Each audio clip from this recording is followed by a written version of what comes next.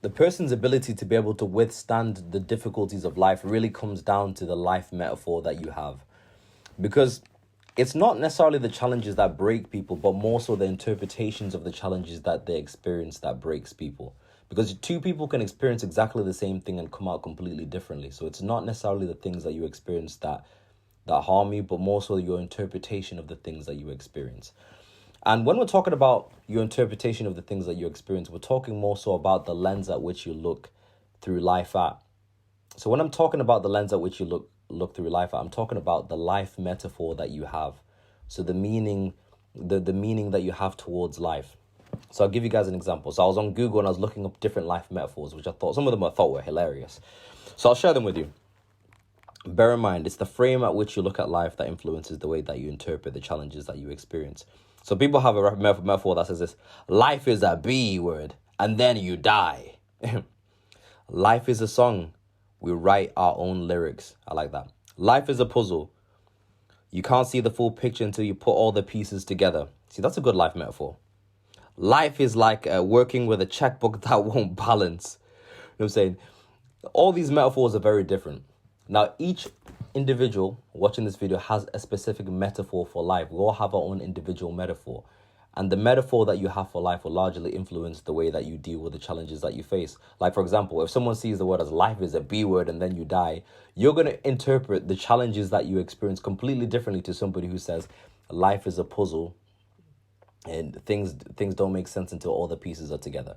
You deal with things completely differently based on the lens at which you're looking through life. So I've got a specific metaphor that I want to give you guys, which I think will really help you guys out. And the metaphor that I use is this: I like perceiving life as though you're on a hero's journey. So imagining that you're the hero in your own story. So when you watch like hero films like Batman or Superman, each hero has to go through hardship. That's what makes them cool. You like them because they go through some sort of hardship, some sort of difficulty. Apart from Superman, I don't think Superman had a really big challenge. But Batman, we like Batman. Most of them have had to go through severe hardship, and through overcoming the specific hardship that they experience, they become that person, that guy, the person that Gotham counts on. You know what I mean? The darkness in the night. I am the night, right? You become that guy through hardship. So when you're looking at yourself as being the hero, all of a sudden, all the hardship that you experience, all the bad things that you're going through, all the times that you're struggling are now there for a greater purpose. They're there for the purpose of you becoming this specific person. We want to be looking at life through that lens of being the hero in your own story. Now, when we're talking about going through different challenges, we also have to understand and remember this, that life goes through stages and life has seasons. Now, it's important that you're able to first of all, be able to notice what season of life that you're in, and two, know how to respond during each specific season.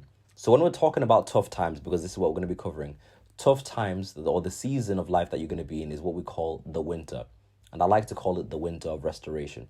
Now, winter seems to be a gloomy time. It's dark, it's cold, all the leaves are falling off the trees look ugly.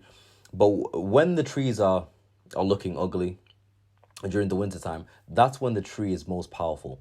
During the wintertime, what's actually happening within the trees when the leaves are all being shed off is that the tree is regaining power through its root system. So it's rebuilding itself, it's generating power, it's getting stronger, it's healing the parts of the tree that need to be healed. So there's an immense amount of power developing in the roots, right? Developing the roots. That's what's happening during wintertime.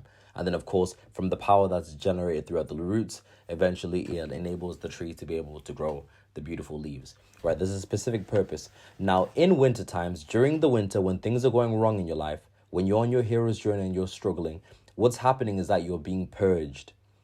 So I like the word purge. If you guys ever seen the movie Purge, you know that that's a time where like people would go out and they'll kill people that they don't like. So they're in essence removing people from society that they feel that they don't want to be there. So they go out, they're thinking, I never liked that neighbor Ned. Let me get rid of him.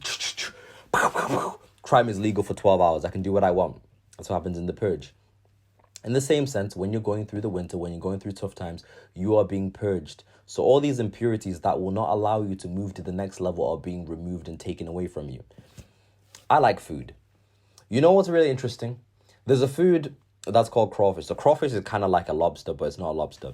And what's interesting is the way that they prepare crawfish. So what they do is when they get the crawfish, they first of all have to clean it. So what they do is they put it in water, like warm water, whatever, and they put in all these different salts. So salt is basically a metaphor for purification in a sense. They put the crawfish in water with salt. And then what happens is that all the crawfish begins to absorb these salts. And then when it absorbs the salt, the crawfish begins to vomit. So it vomits everywhere into the pot. So it's like vomiting all the impurities. All these things are being removed from it. And eventually it's cleaned. Then we put it in another pot of water and we throw in the seasoning. And then the crawfish is made ready for us to eat. It's healthy, it's clean because it's been purged, right? You are being purged. I'll give you guys an example of a time where I was being purged, where I was going through extremely difficult times. And it was only through having a positive life metaphor that I was able to get through it. And I didn't know it at the time. So I remember there was a time where like my family was struggling financially. We were struggling so bad. We had like problem with our paperwork and that kind of thing. And we were just so broke.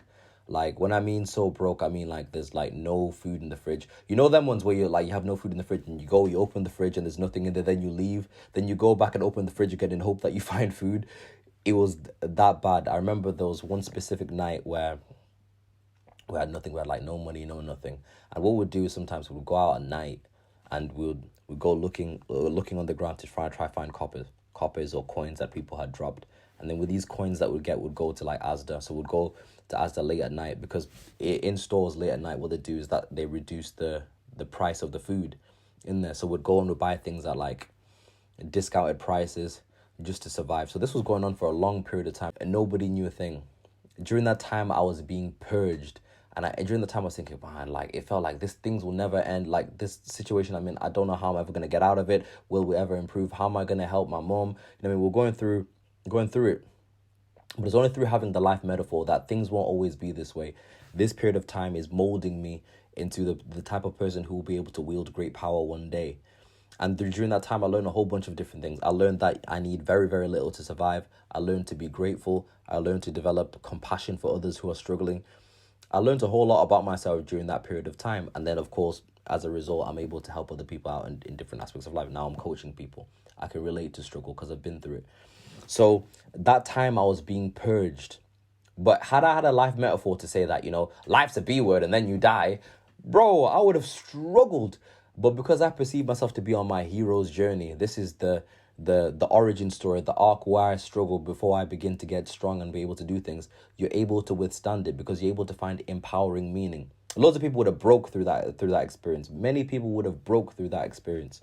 But you don't broke and you don't break and you don't fold simply because there's a greater meaning to the suffering that you're experiencing. So this is something to think about on your day-to-day basis. What is the metaphor that I use? How do you describe your own life to yourself? Because that will largely influence the way that you deal with the challenges that you face. It's not the challenges that you face that break you. It's more so your interpretation and your response to them that breaks you.